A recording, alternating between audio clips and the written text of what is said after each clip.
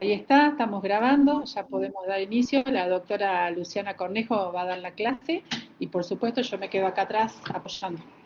Ahí está. Bueno, muchas gracias. Hola a todos, ¿cómo están? Buenas tardes. Hoy, ahí hay un perrito había. Bueno, en el día de hoy vamos a dar un pantallazo de lo que es la unidad 3 y 4 de la segunda parte del programa, que es lo que venimos viendo, que es sobre teoría del Estado. ¿Bien? Entonces, en estas unidades lo que vamos a abordar son los elementos del Estado. Pero previo a meternos de lleno en lo que son los elementos del Estado, es necesario que hablemos de qué es el Estado, ¿bien? Cómo se forma y de tener una noción de lo que es el Estado. Entonces, para ello necesitamos partir de lo que es el hombre, ¿bien? El hombre, que es un ser social por naturaleza, ya lo decía Aristóteles, que el hombre no puede vivir solo, ¿verdad? ¿Se acuerdan cuando veíamos en la primera parte? Que el hombre no puede vivir solo, que necesita vivir en sociedad, porque si no, es considerado un dios o una bestia, ¿bien? Entonces, el hombre es en cuanto coes, en la alteridad, ¿bien? Porque el hombre aislado no podría desarrollarse como persona y por eso hay esta tendencia, ¿no es cierto?, natural de agrupar. Y la primera agrupación que tiene el hombre en sí, desde que habita la tierra, es la familia y después ya se va ampliando mucho más esa, esa, agrupación con otros hombres hasta formar lo que es la sociedad. Entonces tenemos que el hombre es un ser social, pero no tan solo es un ser social, sino también es un ser racional. ¿Qué quiere decir esto? Que puede pensar, reflexionar, distinguir lo bueno y de lo malo, ¿bien? Lo justo de lo injusto, lo virtuoso de lo inmoral, ¿bien? Entonces, es social, es racional, y esta vida en sociedad genera muchas veces fricciones, conflictos de intereses, que da lugar a lo que es las regulaciones, bien, a la creación de normas, leyes y principios que solucionen estos conflictos y aseguren una coexistencia armoniosa, bien, basada en lo que es la justicia, el respeto, la tolerancia, bien. Entonces, de esta manera, el hombre vemos que es un ser social, racional y también es político. Bien, entonces esto lo lleva a, como es social, a formar, a vivir en sociedad, ¿no es cierto? Y la sociedad es esta agrupación de personas, ¿bien? Es una agrupación que va a contener otras agrupaciones intermedias o clases sociales, y es la forma en la que se organiza el hombre, que es, por ejemplo, lo hace a través de la familia, de una empresa, de los sindicatos, de las universidades, ¿bien?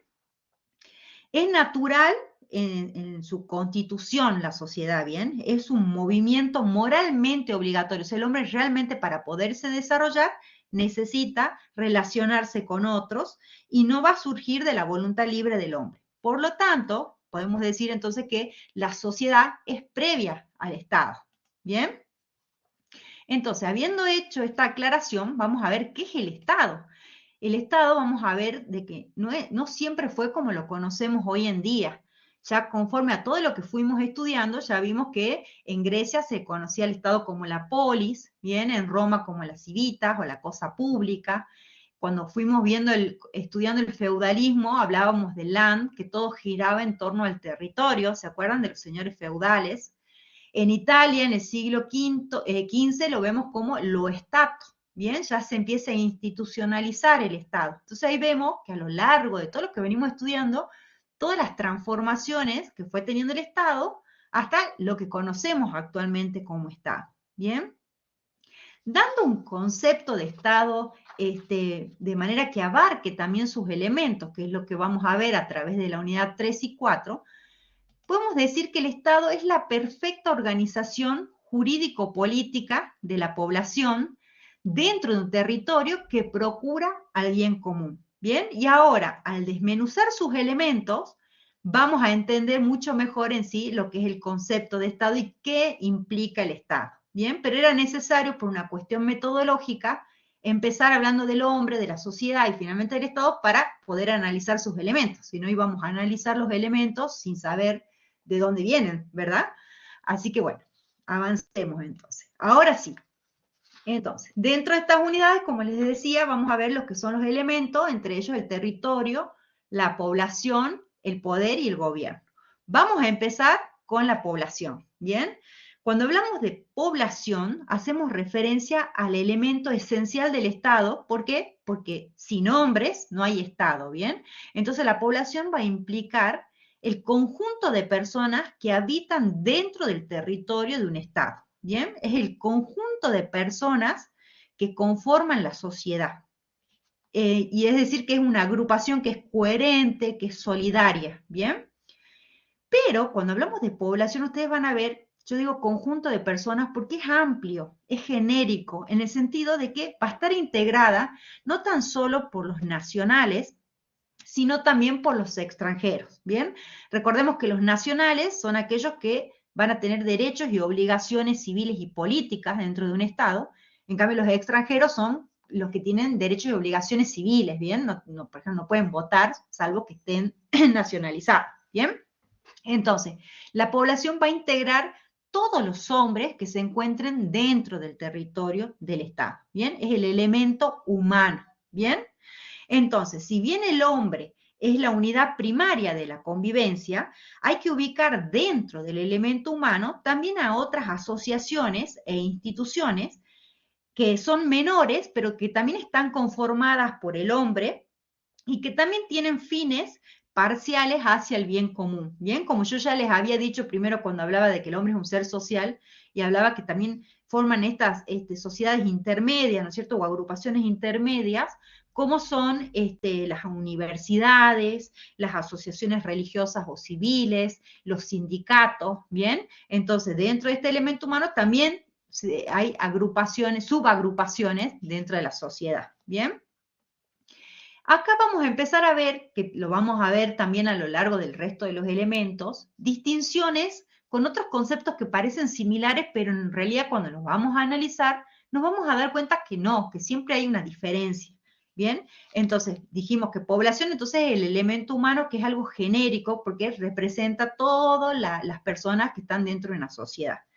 En cambio, cuando hablamos de pueblo, nos referimos a la parte de la población que convive de manera habitual y estable, ¿bien?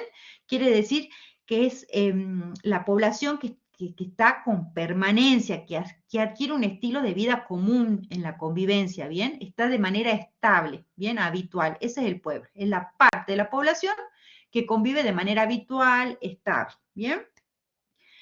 Y esto lo vamos a distinguir de lo que es la población flotante o los transeúntes, que son más bien aquellas personas que están temporalmente en un estado, ¿bien? Que no se afincan, que están transitoriamente por poco tiempo, o podemos decir que están de paso, ¿bien?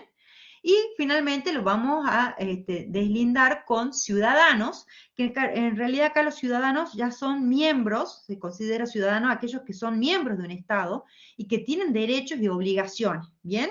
Que desde el punto de vista del constitucionalismo son personas libres que tienen derechos subjetivos frente al Estado, ¿bien? La facultad de exigir algo, ¿bien? Ya sea al resto de los ciudadanos o al Estado, ¿bien?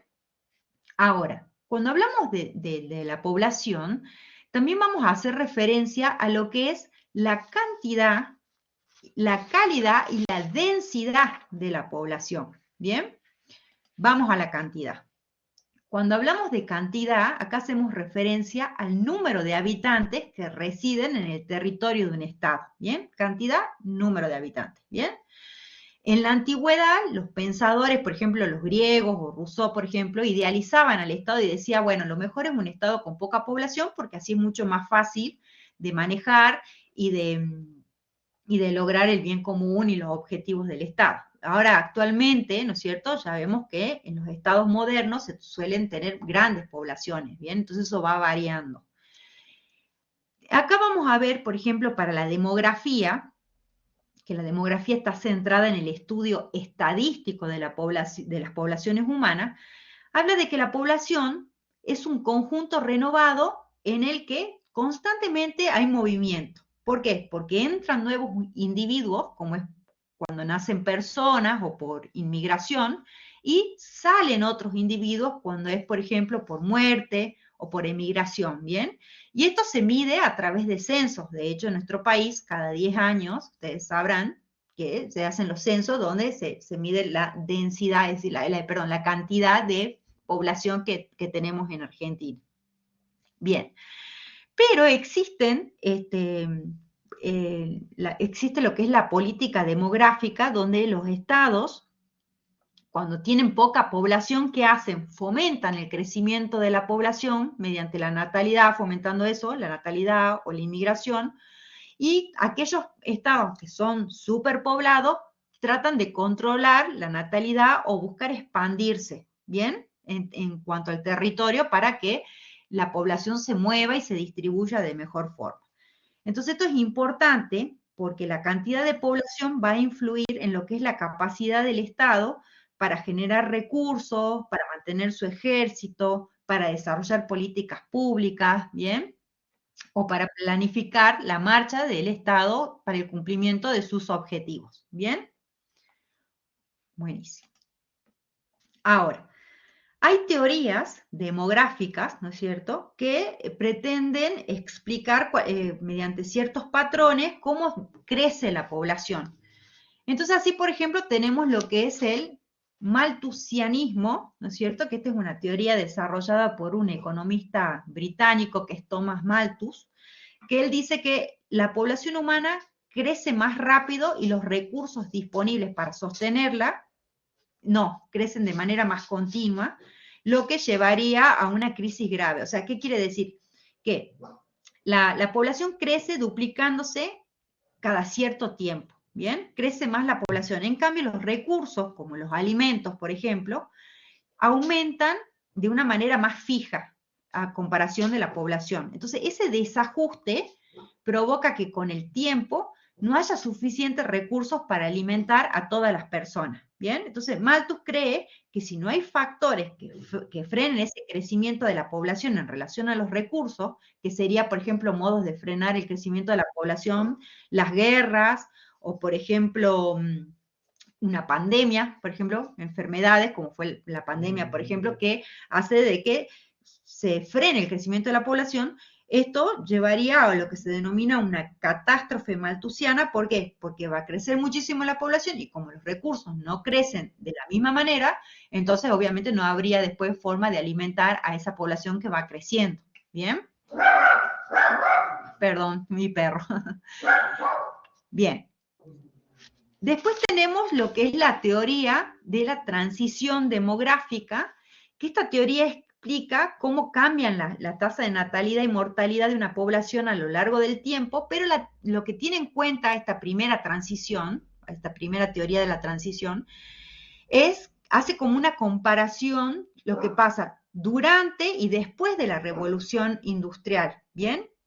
Y describe cómo las sociedades pasan de tener una alta natalidad y mortalidad, ¿no es cierto?, a cómo esto después disminuye, ¿bien?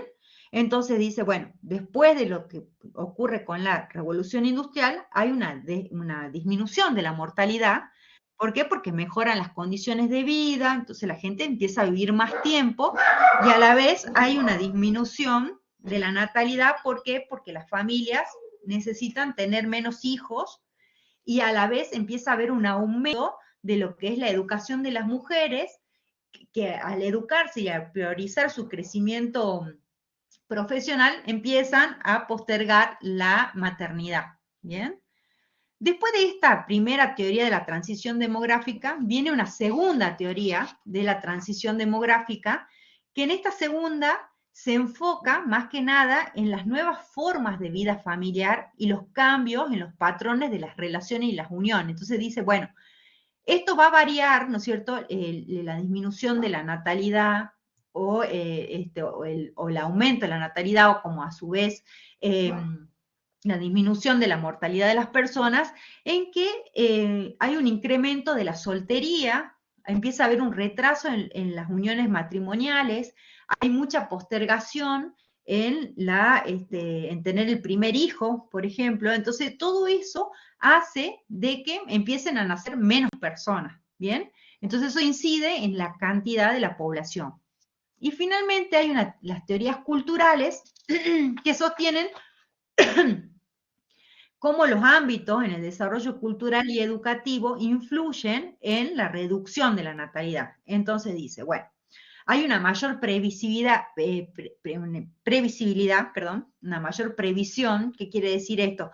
Que las personas dicen, bueno, voy a tener un hijo, pero no voy a tener muchos, y a la vez prevén de que a ese hijo le puedan dar o le puedan ofrecer las mejores condiciones para su desarrollo. Bien, entonces eso también retrasa la natalidad. Y también hay un aumento, por cuestiones culturales, del nivel educativo, tanto de toda la sociedad que empieza a tener más acceso a la educación, como también así, por ejemplo, de las mujeres, que hace que se posponga la decisión de tener un hijo. Entonces, estas teorías que se desarrollan tienen que ver, son teorías que explican los movimientos en la cantidad de la población, ¿bien? En la cantidad de personas que se encuentran dentro de la población. Habiendo desarrollado esto de la cantidad, ahora pasamos a la densidad, ¿bien? Cuando hablamos de densidad, nos referimos a la relación entre el número de habitantes y el territorio, ¿bien?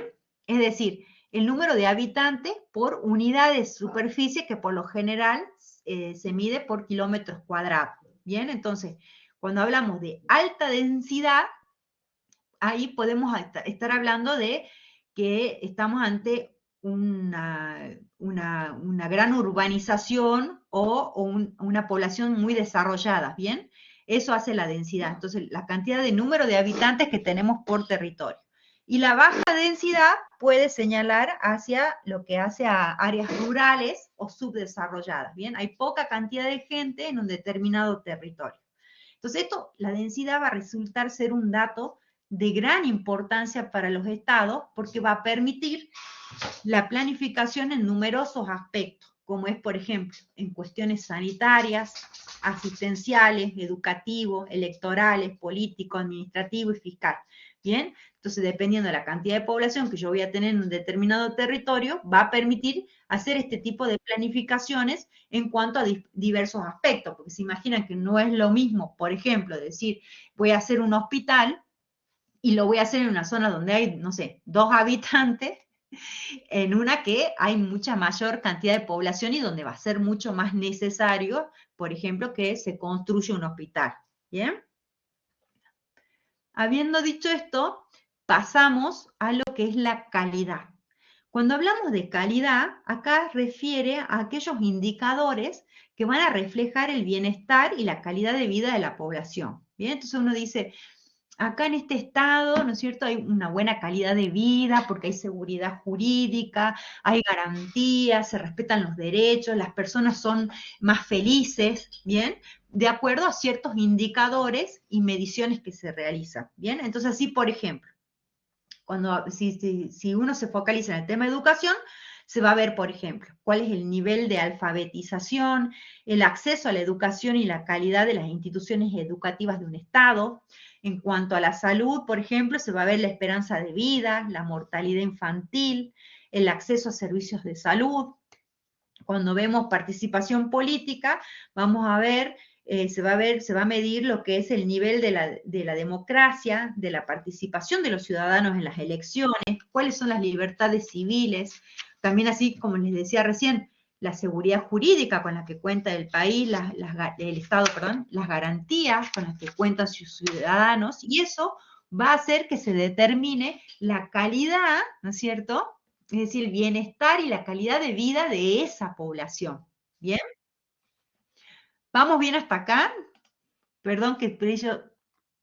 Ahí está. Ah, bueno, buenísimo, doctora, que vos estás contestando ahí el chat de 10. Te agradezco. Están Bien. muy atentos, muy entretenido el chat. Bueno, por ahí me acelero un poco por la cuestión del tiempo, pero bueno, ahora voy a ir más No, tranquilo. tranquila, tranquila, yo sigo acá en el chat. Bueno, muchas gracias. Bien, entonces acá ya analizamos lo que es la población, ¿no es cierto?, cómo está integrada, y vimos ciertos indicadores de la población, como es la cantidad, la calidad y la densidad. Ahora vamos a pasar a ver qué es la nación, bien, porque como les decía, vamos a ver términos que muchas veces se lo utilizan indistintamente y no es lo mismo, bien. Cuando hablamos de nación, una nación es una comunidad de personas que comparten un territorio, una historia, una lengua, una cultura, y que tienen el sentimiento, a mí me gusta acá recalcar, el sentimiento de pertenecer a una sociedad específica, ¿bien? Con derechos con derechos políticos propios, ¿bien? Entonces, la nación, yo siempre, a la hora de estudiar, yo recomiendo que digan, es un sentido de pertenencia, ¿bien? Eso es lo que da la nación. ¿Y por qué? Se da entre un grupo de personas que comparten, como es una identidad común, la cultura, la lengua, la religión y la historia. Bien, entonces, aunque una nación pueda compartir elementos con otras, como es por ejemplo el idioma, la parte de su historia, sigue siendo única. ¿Por qué? Porque hay un sentido de identidad, ¿bien? Y también así se comparten los derechos políticos.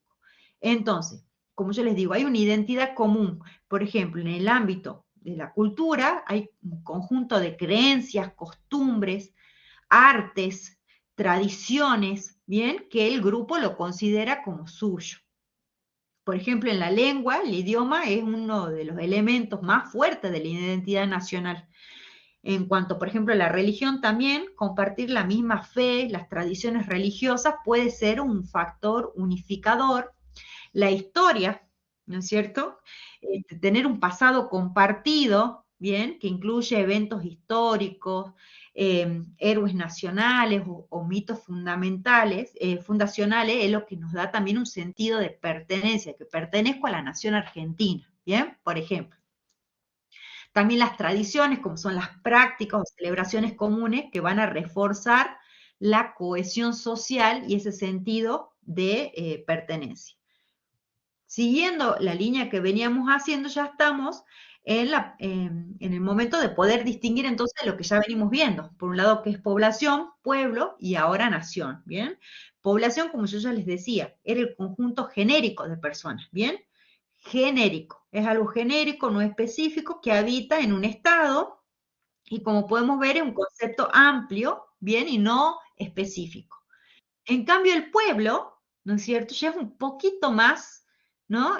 Más delimitado. ¿Por qué? Porque se va a referir a las personas que participan en la vida política y van a ser capaces de tomar decisiones colectivas diferenciándose de esta masa de gente que es la población, ¿bien? Ya es una parte, ¿bien?, de esta población. Y la nación, como les digo, es este conjunto de personas que tienen un sentido de pertenencia por compartir ciertas cosas comunes y se puede definir también esta nación como política o nación como cultural, ¿bien? La nación política es ya vista desde un punto de vista jurídico-político, donde la nación es el sujeto que va a tener soberanía dentro de un Estado, ¿bien? Y cuando lo veamos como nación como cultura, ¿no es cierto?, que acá ya es un concepto más subjetivo y se va a referir a la comunidad de personas que comparten ciertos aspectos culturales y que le dan un sentido de identidad colectiva, ¿bien? Como les digo, muchas veces población, pueblo y nación se usan como sinónimos, pero en realidad ya vemos que tienen ciertas diferencias importantes que va a depender el contexto de lo que nosotros estemos hablando para ver si usamos población, si usamos pueblo, si usamos nación, ¿bien? Entonces, por ejemplo, si uno habla cuáles son los elementos del Estado, no vamos a decir la nación o pueblo, ¿bien? Porque nosotros ahora acabamos de aprender las diferencias, entonces decimos el elemento es la población porque necesitamos hablar desde el punto de vista genérico, ¿bien? Bien. Ahora, vamos a seguir acá. ¿Qué es la identidad nacional en este deslinde? Cuando hablamos de identidad nacional acá vamos a hacer referencia a las características que van a distinguir a un grupo de personas, ¿bien? A veces estas características pueden ser culturales, por ejemplo, yo puedo decir el folclore es parte de nuestra identidad nacional, ¿bien?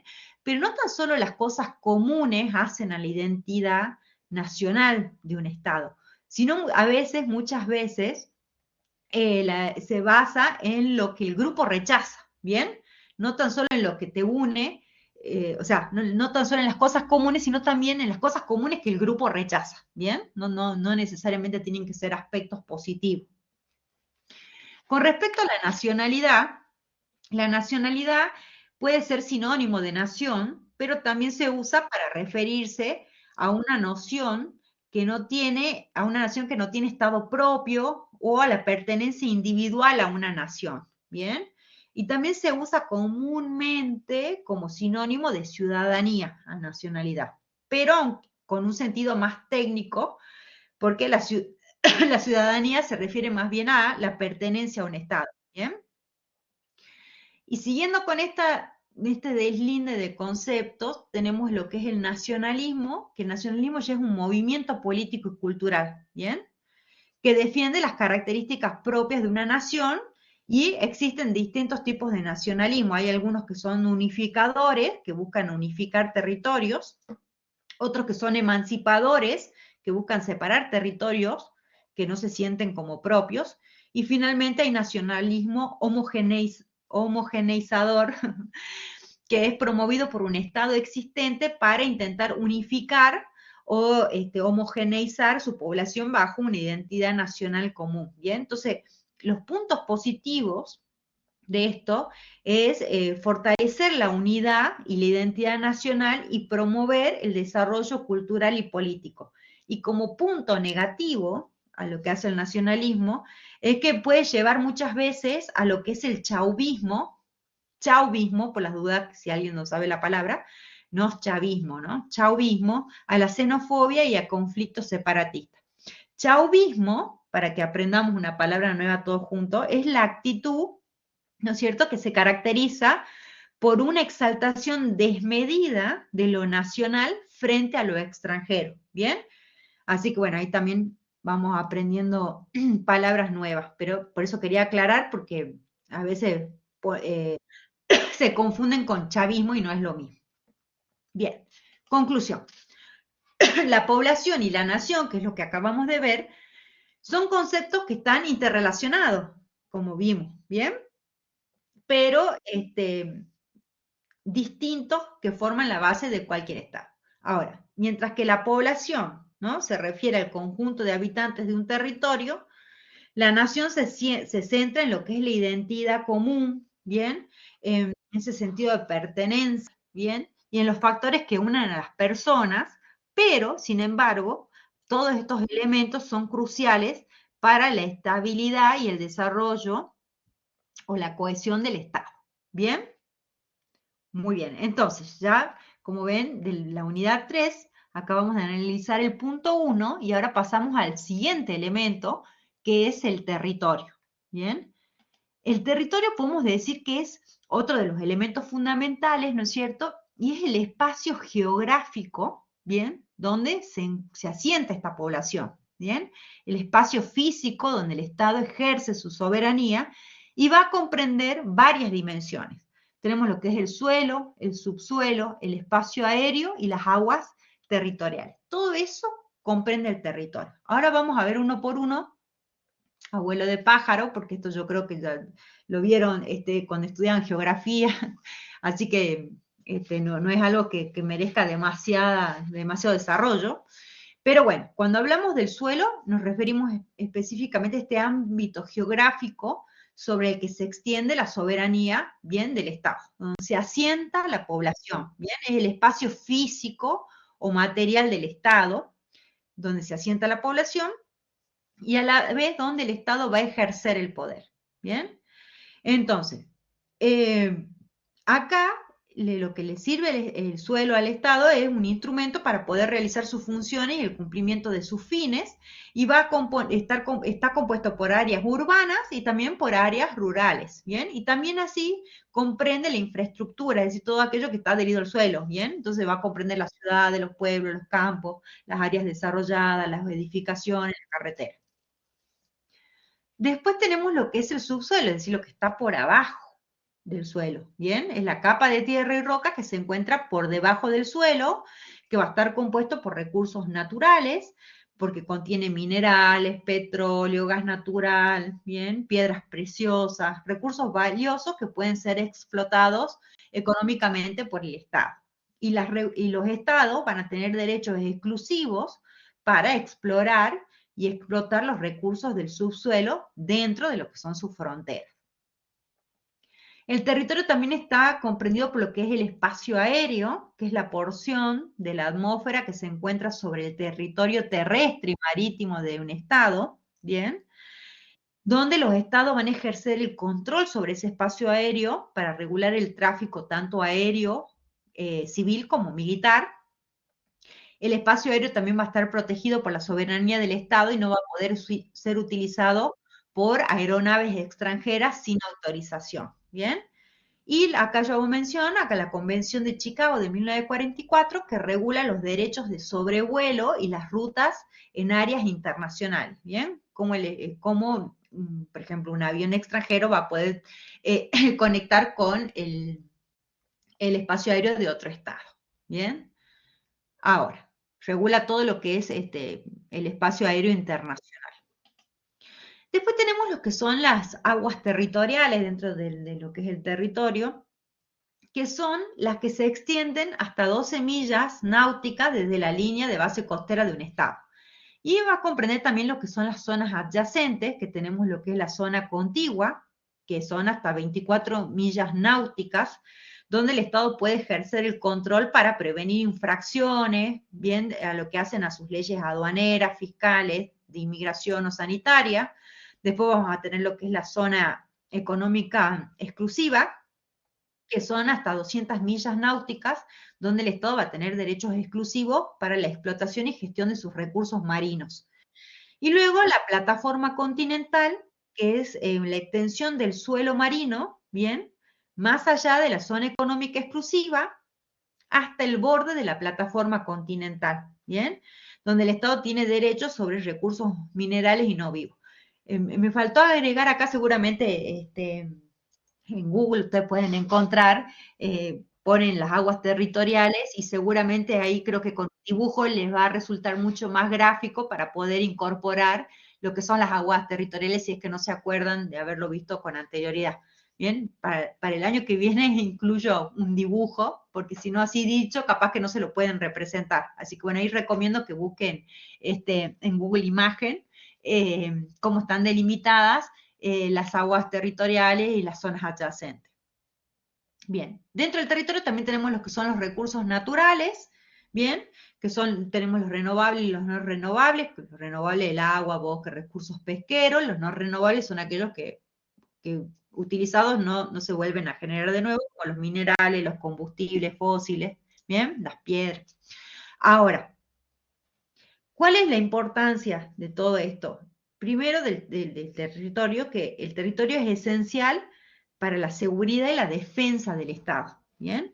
A la vez, las riquezas en recursos naturales y la infraestructura adecuada son claves para el desarrollo económico del Estado, y a la vez el control de territorios estratégicos puede influir en la política exterior y las relaciones internacionales de un Estado, ¿bien?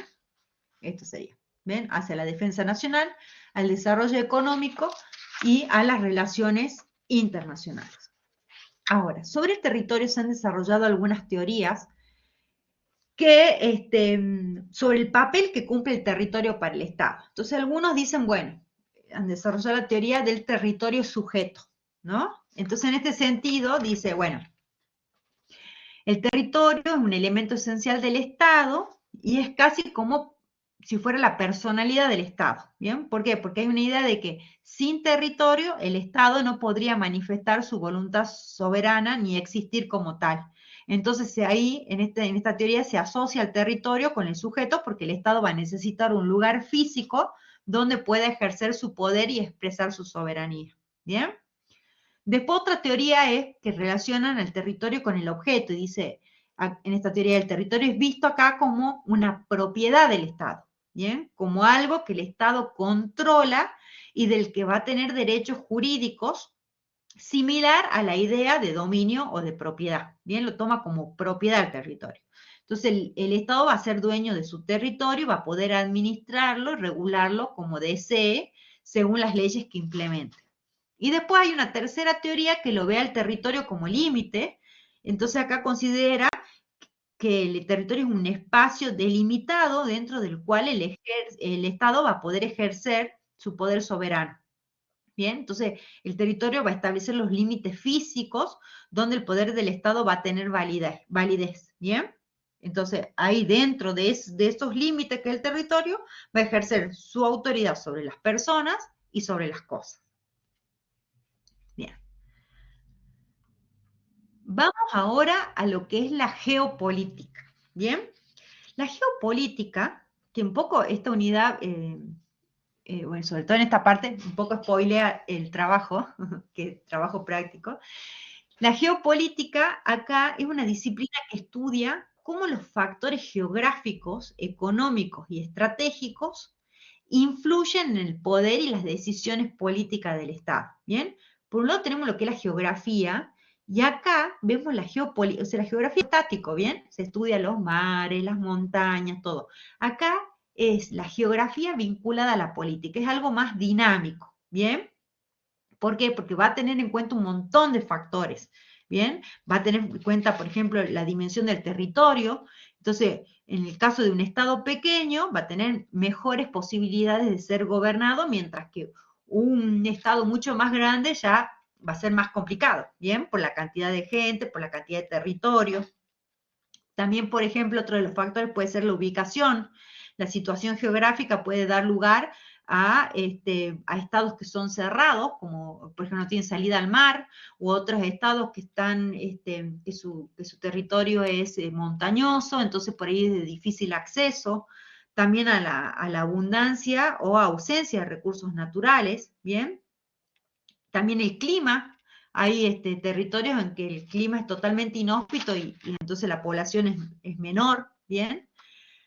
Pero bueno, de todas maneras, la geopolítica va a estudiar estos factores, por eso es dinámico, porque hay muchos factores que van a influir en las decisiones políticas que tome el Estado de acuerdo a esta ubicación geográfica, a estos elementos, estos factores que yo les fui diciendo. ¿Bien? Cómo es, dónde está ubicado, cómo es la condición de su terreno, cuáles son sus recursos naturales, cuánta es la cantidad de población, cuál es la extensión de su territorio. ¿Bien? Y hay ciertos elementos de la geopolítica. ¿Bien?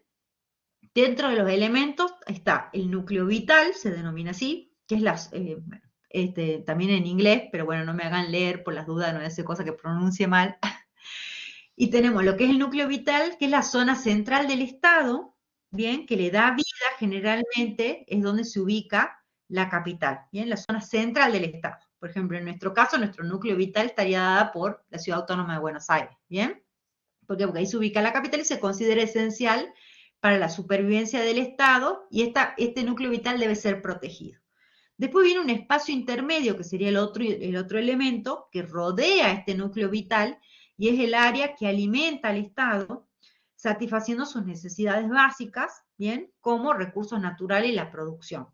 Después otro de los elementos estaría dado por las fronteras, que son las líneas de defensa externas que delimitan el territorio del Estado, formando una capa protectora, y las comunicaciones, que representan los nervios del Estado. ¿Bien? ¿Por qué? Porque van a permitir la conexión entre diferentes zonas, facilitando el transporte y la información y la administración.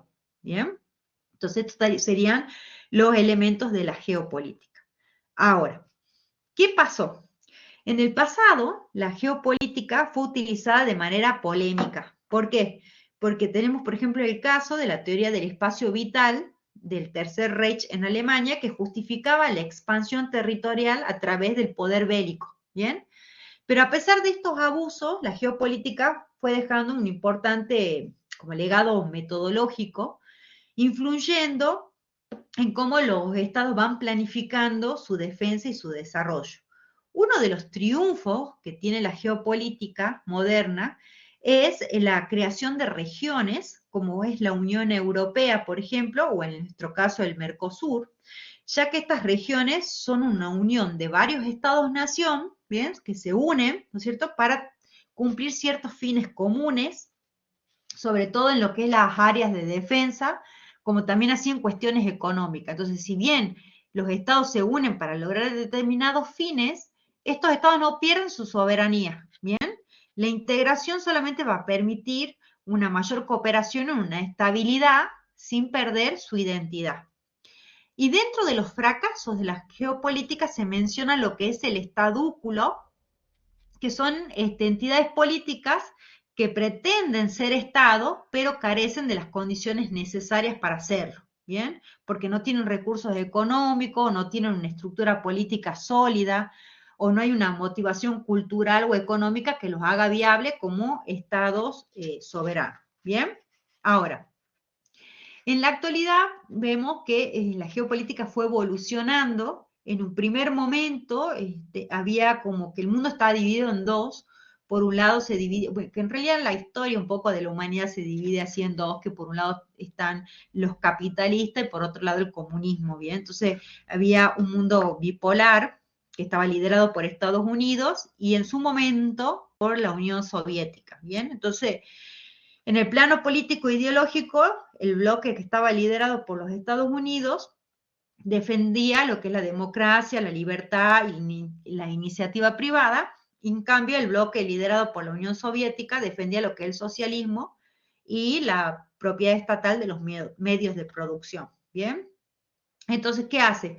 Esto que pasa históricamente hace que el mundo quede dividido en países de primer mundo, países de segundo mundo y países de tercer mundo, ¿bien? Donde los de primer mundo son los occidentales capitalistas, los de segundo mundo es la Unión Soviética, como los países satélites de Europa Oriental, y de tercer mundo queda para aquellos que integraron los movimientos que no estaban, los países no alineados en lo que fue la Guerra Fría, pero que en realidad se terminó utilizando para hablar para distinguirlo de países subdesarrollados o países pobres, y que por lo general los de tercer mundo se los identifica a todos los de América Latina o los de África o Asia Meridional, ¿bien? Que se habla de que son países de tercer mundo, ¿bien?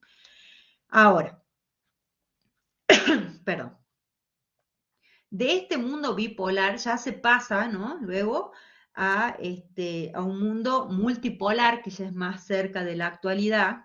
¿Por qué? Porque con la caída del muro de Berlín y la desintegración de la Unión Soviética, se pone fin a lo que es la Guerra Fría y ya empezamos a hablar de este mundo multipolar, cuyos centros de decisión política y económica son, por ejemplo, Estados Unidos, Japón y la Unión Europea, ¿bien? Que constantemente intervienen en los conflictos locales que se producen en el resto del mundo. Y en cuanto al socialismo, si bien pervive en algunos países, pero como que mayormente el mundo está dominado por el capitalismo y también así por grandes empresas multinacionales de los países desarrollados que van a extender sus actividades y también de esta manera empiezan a controlar lo que son los mercados de todo el planeta. ¿Bien? Entonces, como conclusión, es que la geopolítica contemporánea muestra cómo el poder se redistribuye entre varios centros globales, exponiendo desigualdades y conflictos persistentes. Bien, así llegamos al final de lo que es la unidad 3. Bien, ahora vamos a pasar a la unidad 4. Y en esta oportunidad, en esta unidad, vamos a ver otro elemento, si bien un punto es empieza hablando del poder y el otro punto de la soberanía, pero dentro de la unidad también vemos lo que es el gobierno, no tan solo el poder y la soberanía. ¿Bien? En cuanto al poder, yo siempre digo, es la capacidad, es la fuerza, es la energía, ¿bien? Es potencia el poder, ¿bien? Es la capacidad de influir o imponer una voluntad sobre otra. Es la fuerza que tiene el Estado para lograr sus objetivos, ¿bien? Pero para que ese poder sea legítimo o funcional dentro de un Estado, debe estar enmarcado dentro de lo que es un ordenamiento jurídico, ¿bien? Es decir, que el poder no puede ser arbitrario, sino que debe seguir ciertas reglas y leyes del sistema legal del Estado. Entonces, así debe haber institucionalización del poder, como dice ahí, es decir, que tiene que estar organizado y estructurado con normas que lo limiten y lo orienten.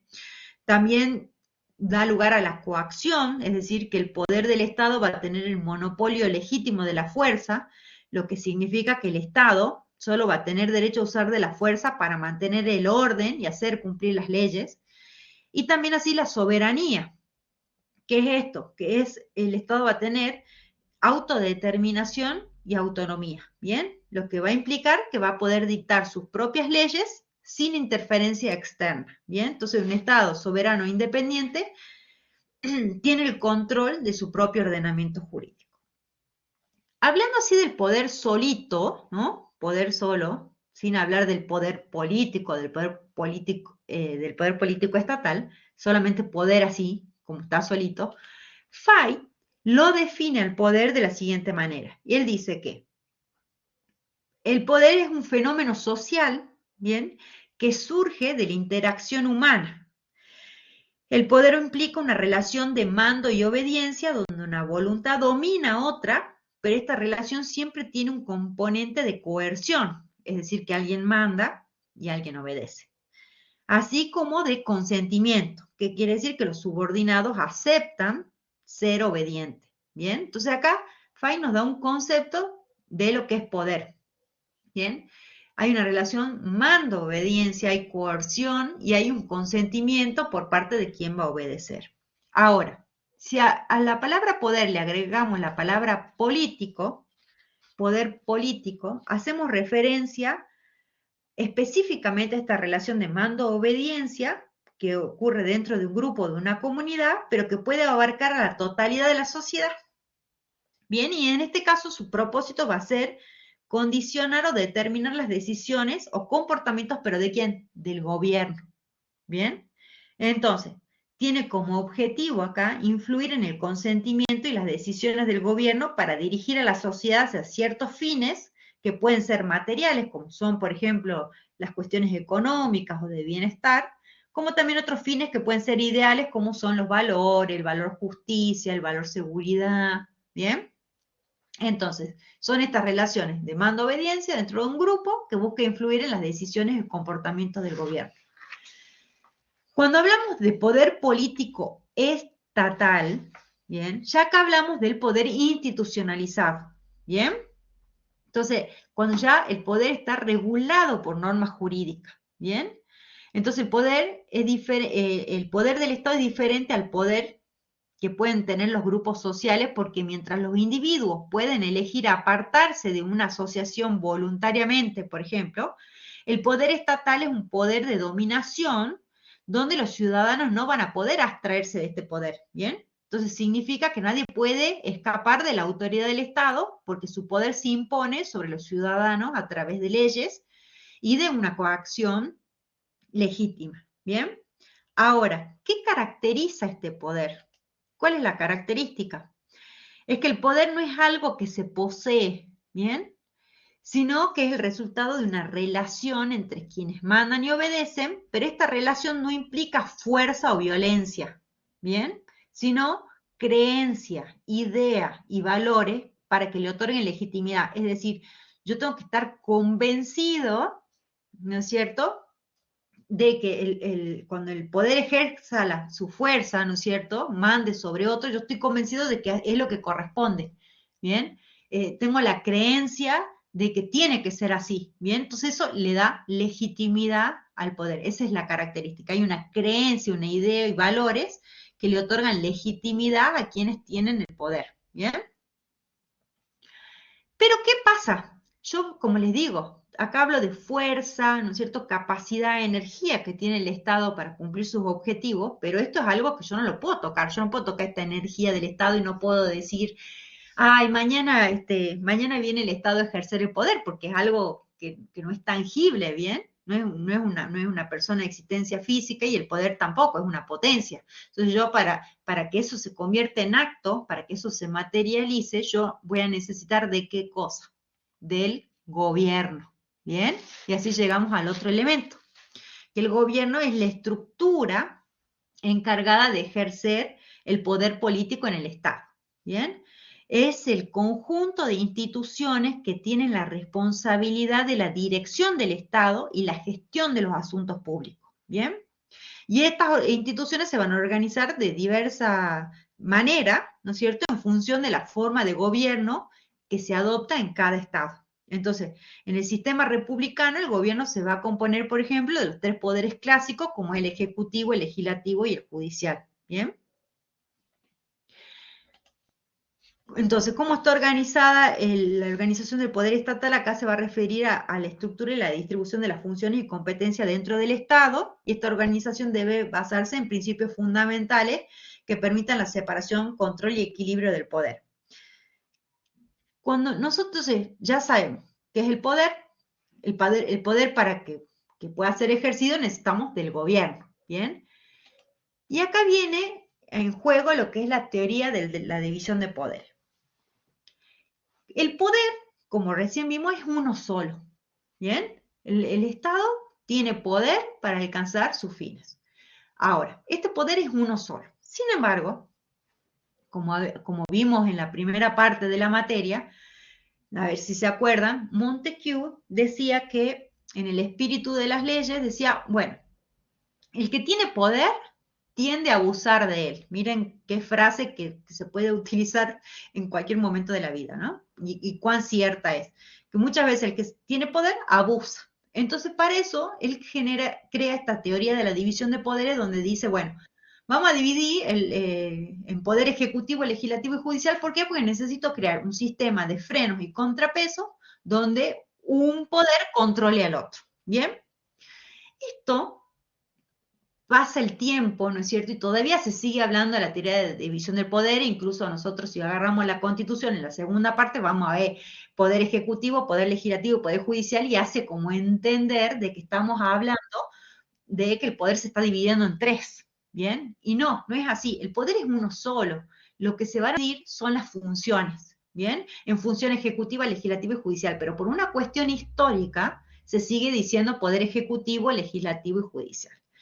Esta división de funciones hace de que cada uno de estos poderes, ¿no es cierto?, u órganos, tengan una función principal, ¿bien? Entonces, por ejemplo, el Ejecutivo, su función principal va a ser la de administrar y ejecutar las leyes, pero no por ello no quiere decir que dentro del órgano ejecutivo haya otro tipo de atribuciones como son atribuciones legislativas o judiciales, ¿bien? Cuando el Ejecutivo dicta un decreto reglamentario, está cumpliendo una función legislativa, ¿bien?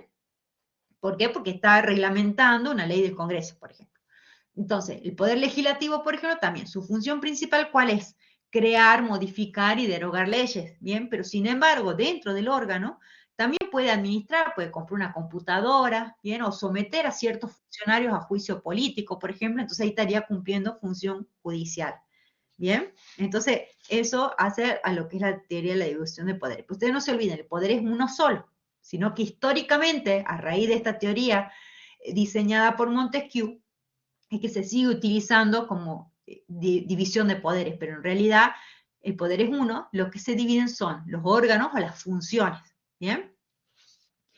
Y así llegamos finalmente a lo que es la soberanía, que la soberanía es una cualidad del poder. ¿Bien?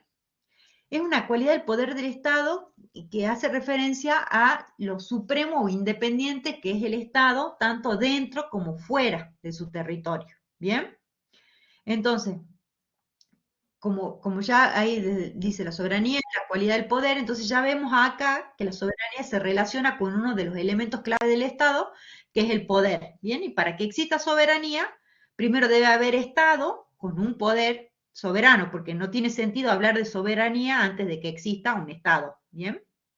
Entonces, si vamos a lo etimológico de soberanía, significa superioridad, ¿bien? Entonces esto va a significar que el poder del Estado va a ser supremo, superior, ¿bien? A cualquier otro poder dentro de su territorio y no va a depender de ningún otro poder externo, ¿bien? Es un poder originario y supremo que no tiene un poder superior por encima.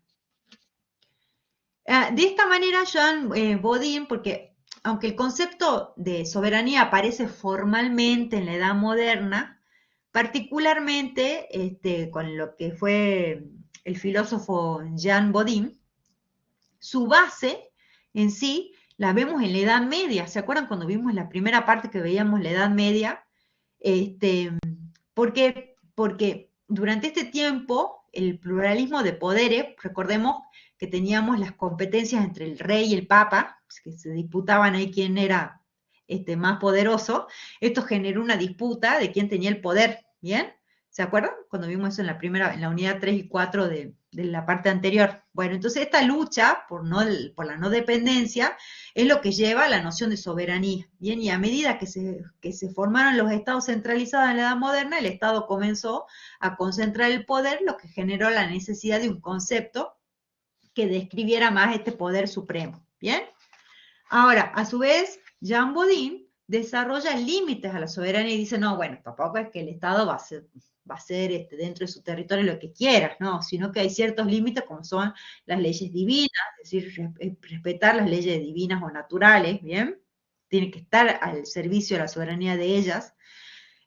Otros límites van a ser las leyes fundamentales del Estado, es decir, aquellas leyes que hacen a la estructura del Estado, ¿bien? No, no podrían ser afectados por la soberanía de forma arbitraria.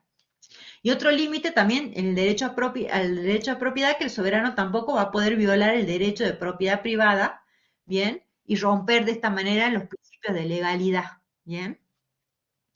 Con respecto a la titularidad de la soberanía, tenemos que hay diversas posiciones sobre quién es el titular de la soberanía. Entonces hay algunos que dicen, bueno, la soberanía es del pueblo, que esto es lo que sigue el naturalismo o las doctrinas liberales o nuestra constitución, por ejemplo, que la soberanía reside en el pueblo.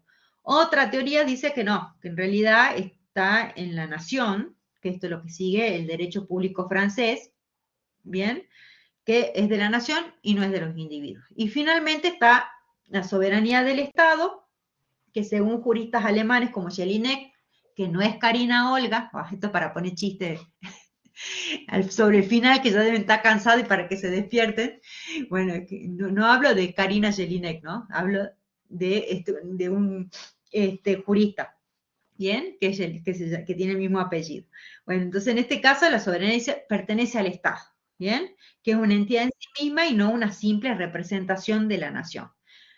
En nuestro país, ¿no es cierto? En Argentina, la soberanía, ustedes saben, dónde pertenece al pueblo, y esto lo encontramos en el preámbulo de la Constitución ya que viene de 1853, donde la soberanía está en el pueblo, sino que también la Constitución nos dice, bueno, más allá que la soberanía reside en el pueblo, no delibera ni gobierna, sino que por sí mismo, sino que lo hace a través de sus representantes, ¿bien? Entonces, hoy en día la soberanía también hay que tener en cuenta que se ve limitada. ¿Por qué? Porque hay interdependencia entre los estados, ¿bien? Con este contexto de globalización, de los medios de comunicación, que uno está conectado al instante, ¿no? Toda la red global que hay de comunicación. Entonces los estados soberanos ya no son completamente independientes. ¿Por qué? Porque también además forman parte de una red global en la que deben interactuar, ¿bien? Entonces, por ejemplo, cuando firman un tratado de integración o de cooperación internacional, muchas veces eh, se comprometen o integran organismos de carácter internacional en la cual limitan muchas veces su soberanía, por lo cual ya no es la soberanía que por ahí se vio en un primer momento con los límites que ponía Jean Bodin, ¿bien? Sino que se ve limitado por otros compromisos que va asumiendo el Estado en relación a la comunidad internacional, ¿bien?